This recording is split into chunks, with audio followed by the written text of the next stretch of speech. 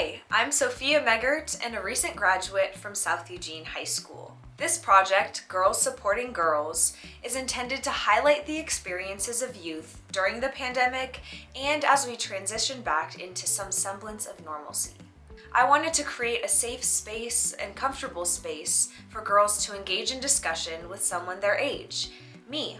Ultimately, I hope Ophelia's Place and other youth-serving organizations will be able to use this project to better understand and address the needs of teenagers. During these discussions with girls, the topic of social media arose.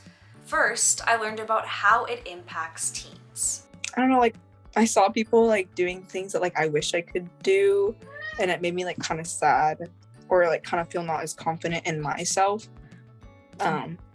That's when I started really recognize that I need to take a break from social media. Was that I saw all these people that for instance body images, a lot of that through COVID really erode, it formed in my life.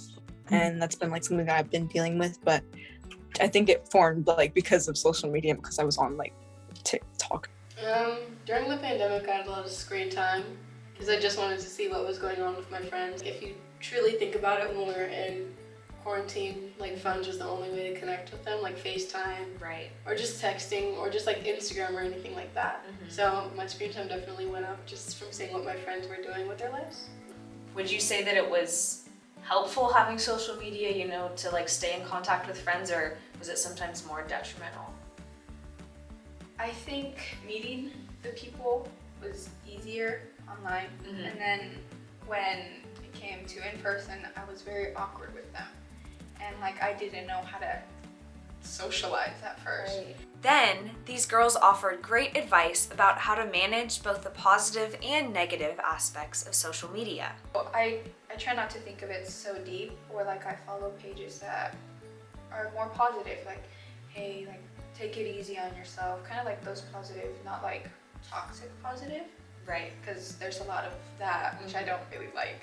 But those pages that make you feel good about yourself. I decided to delete TikTok because I was kind of spending way too much time on here. And actually, once I deleted it, it did help a lot. I'm not on my phone as much. Yeah, I've definitely realized that I need to take a break from my phone every once in a while. It's not good for me just to be staring at my screen, Don't let people on social media get to your head, because some people have a perfect body image. Don't let that get to your head. Don't let it affect you, because you're meant to be the way that you are.